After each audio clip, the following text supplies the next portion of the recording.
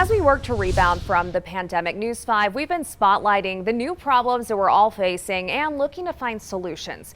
We know virtual learning has been a struggle for families and students all over. Kids with special needs are no exception. And I spoke with one Pueblo West family who worries their child with autism is regressing without that formal in-person education. And they say state leaders are not addressing this issue. The Blunt family moved to Colorado from Hawaii in February, looking for a more affordable community and better life for their kids. We're excited about the kids getting into new schools, meeting lots of new friends before summer. And then the pandemic hit. Dad Kevin works full-time for the government, and Sunshine is a stay-at-home mom who, like so many others, found herself not just running a household, but 3 educations, one with special needs. I had Makai with, being autistic, and then the other 2, one in high school and one in 3rd grade. Makai is on the autism spectrum and nonverbal. They were adapting to his new specialized education plan in District 70 when suddenly, like all the other kids, he had to start learning from home. Makai will have to hop on the computer screen and do a Zoom meeting with his teachers or his specialists, and he doesn't have the attention span to sit in front of a screen and talk to a teacher. As part of Makai's plan, he's supposed to have an extended school year to help him learn to communicate, and they're worried he's backsliding without in-person instruction. It's not working. I mean, I am not skilled at this. I'm not trained at this.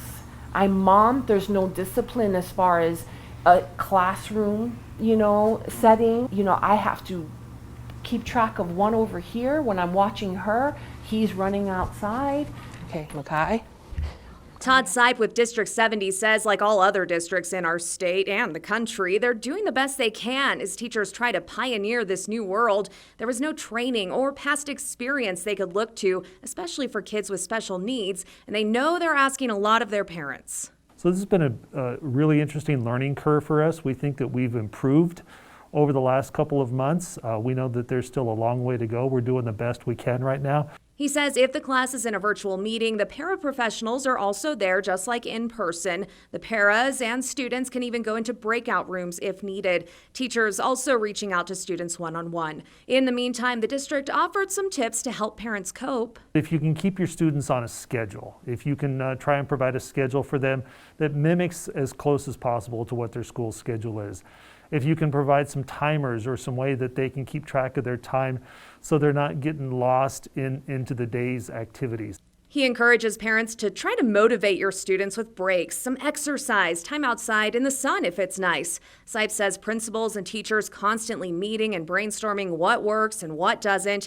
They know in-person is best, but with the positivity rate right now, they can't put anyone at risk, and the district hopes to at least return to hybrid learning as soon as possible, something this family can't wait for. In fact, I've written into the mayor, I've written to the governor, I've written into other, media. Nobody speaks about the children with special needs. The ones that can't speak for themselves. They're falling through the cracks.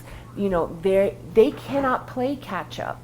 The ones that don't have special needs are having a hard time playing catch up. The Blunts say this new normal isn't working and getting back to class can't happen soon enough. And just like Sunshine, I reached out to the governor's office and State Department of Education to see if there have been any directives or any extra support when it comes to virtual learning for students with special needs. The governor's office sent me to the Education Department. The Education Department sent me back to the individual districts, which you heard D70. They say they're doing the best they can. We will keep pushing for answers from the state. But for now, the Education Department, they did send me one online website, which I posted on this story, KOAA.com/rebound. D70 also sent me several resources for parents and students online. That's also posted on this story. Also to note, D70 planning to be remote through January 14th. The school board is having a meeting January 5th to decide what to do next. We'll keep you posted.